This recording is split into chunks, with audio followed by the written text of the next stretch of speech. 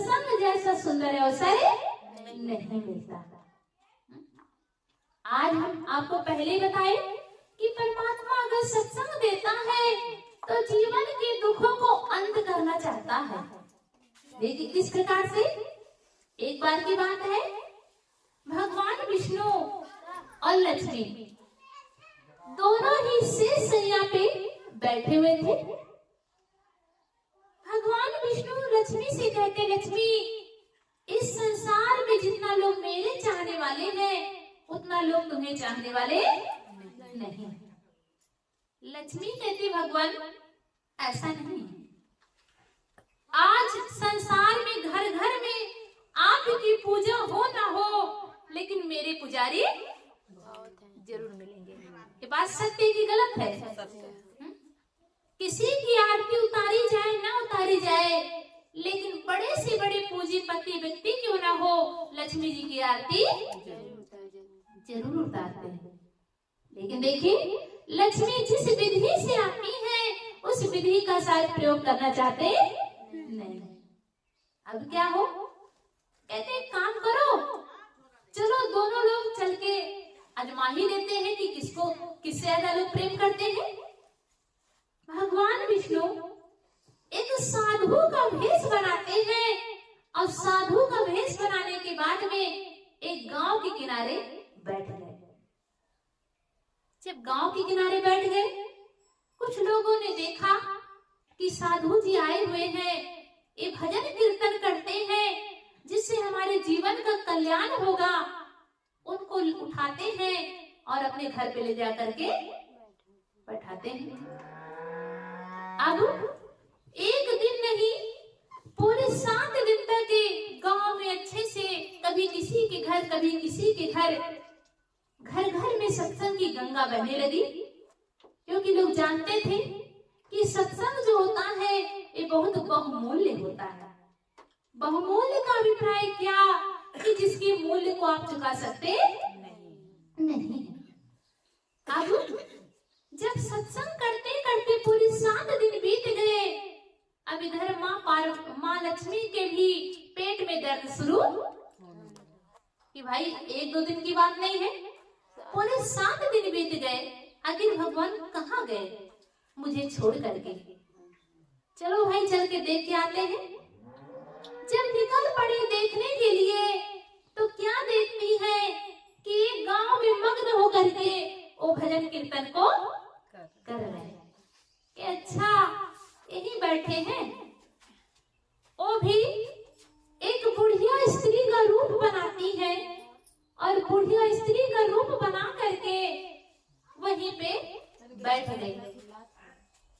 जब वहीं पे बैठ गई, बैठने के बाद में एक बूढ़ी माता जी थी, उनके बगल में बैठती है कि माँ बहुत प्यास लगी है, अगर एक गिलास पानी पिला देती तो बहुत अच्छा था। जो माँ थी, माता जी थी, वो बहुत अच्छी तरह से सत्संग को श्रवण कर रही थी। कहती कि अगर 1-8 घंटा पानी नहीं पिएंगी, थोड़ी देर पानी नहीं पिएंगी तो आप मर तो नहीं जाएंगी। क्योंकि सत्संग में जो सुनाया जा रहा है, जो महात्मा जी सत्संग सुना रहे हैं, अगर एक वाणी भी इधर से उधर हो गई तो जो समझाना चाहते हैं वो समझ में आने वाला नहीं। डांट दी। जब डांट दी, डांटने के बाद में वो वहां से हट गई। फिर ढूंढती है, चूंकि लक्ष्मी ही है तो लक्ष्मी तो माया ही होती है, वो कहाँ इस जगह स्थिर रहेंगी। एक नई नवेली दुल्हन बैठी हुई थी, उनके बगल में जाके बैठ गई। जब उनके बगल में बैठी गई माँ की बहुरानी, ज्यादा नहीं 1 गिलास अगर पानी पिला देती तो बहुत अच्छा था।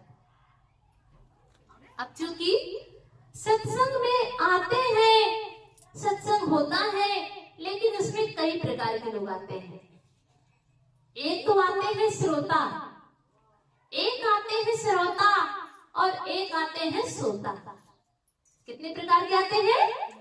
3 प्रकार के। जो श्रोता होते हैं वो जैसे ही सत्संग शुरू होता है वहां बैठते हैं और बैठते ही सोना शुरू कर देते हैं। एक आते हैं उसमें श्रोता। श्रोता आप जानते हैं ना, जो डली काटने वाला होता है। जो श्रोता का काम क्या होता है, वो ढूंढते हैं कि कोई कमी निकले, और जब कमी निकलेगी तो इनकी बात को खचखच क्या करेंगे, काटेंगे। लेकिन जो तीसरे होते हैं श्रोता, श्रोता और वक्ता की जो मति में मति मिलती है, तभी उनको सार समझ में आता है। तो जो नई नवेली दुल्हन थी, वो विचार कर ही रही थी कि कैसे कोई बहाना मिले और यहाँ से मैं उठ करके जाऊं। माँ लक्ष्मी कहती कि बेटा एक गिलास पानी पिलाती, बड़े जोरों से प्यास लगी है, अभी लेके आती हूँ। जब लेने के लिए गई, लेके आती है, इधर लक्ष्मी जी एक सोने का गिलास निकाली और कहीं इसमें क्या करो, डाल दो। पी ली पानी। पीने के बाद में गिलास को वापस करने लगी कि ले लो, मैं जिस बर्तन को एक बार इस्तेमाल करती हूँ उसको दोबारा उसका प्रयोग करती नहीं। ले गई। अब धीरे धीरे धीरे करते करते इस बात की चर्चा पूरे गांव में फैल गई। जैसे हमने आपको पहले बताया कि अगर सत्संग हो रहा है, इसकी चर्चा नहीं फैली होगी। लेकिन अगर ये आपको कोई बता देता कि कोई महात्मा आए हैं दिल्ली से, वो पैसा कमाने के लिए बता रहे हैं। क्या कमाने के लिए? पैसा कमाने के लिए। तो आप किसी का साथ देखते क्या? नहीं। ना आपको किसी का साथ देखने की जरूरत पड़ती और ना आपको दिन और रात देखने की जरूरत पड़ती। फिर तो आप यही सोचते कि सबसे पहले मैं ही पहुंच जाऊं, कहीं ऐसा ना हो कि कोई दूसरा ज्यादा कमा ले। लेकिन देखिए, इसीलिए हमारी संतों ने गाया, अगर कहीं भी हो मेरे भैया, अगर सुना वो धर्म की बातें, लोग करेंगे ठट्ठा। अगर कहीं धर्म की बातें होती है, जहाँ समझाया जाता है कि आइए बैठिए, सुन करके जीवन का कल्याण करिए, तो वहाँ शायद लोगों को बात समझ में नहीं आती। क्या कह रहे हैं? अगर सुना वो धर्म की बातें, लोग करेंगे ठट्ठा। अगर कानों में आवाज भी जाती है तो शायद हंसी मजाक बनाने के अलावा उसका लाभ उठा सकते नहीं। लेकिन देखिए आगे क्या कह रहे हैं, अगर सुना वो धर्म की बातें, लोग करेंगे ठट्ठा, और गंदी नाच सड़क पर होंगे लोग इकट्ठा। बात सही की गलत है? अगर कहीं पे गंदी नाच शुरू हो जाए तो शायद किसी को यह नहीं बताना पड़ता है कि यहाँ पे शांत रहा जाता है। बताना पड़ता है ना, किसी को बताना पड़ता है कि यहाँ शांत रहा जाता है, और ना ही किसी को बताना पड़ता है कि यहाँ पे समय समय पे ताली बजाना पड़ता है। फिर तो क्या करेंगे, जितना देखेंगे उतना ही पैसा भी लुटाएंगे और ताली भी बजाएंगे। लेकिन जहाँ पे धर्म का कार्य होता है, वहाँ पे जाने के लिए आपको एक बार नहीं बल्कि अगर 100 बार बुलाया जाता है तो आप बार बार रुक जाते हैं। क्यों रुकते हैं? वहाँ आपका भी दोष नहीं है। कहते तेरे पैरों में बेड़ी लगी है। कैसा बेड़ी? वो पाप रूपी जो बेड़ी होता है, वो आपको धर्म के स्थान पे पहुंचने देता नहीं, वो रोक लेता है। अब यही दशा जहाँ पे सत्संग हो रहा है, जहाँ पे जीवन का कल्याण की बात हो रही है, अब लक्ष्मी जी पहुंच करके सारा खरमंडल शुरू कर दी। क्यों शुरू कर दी?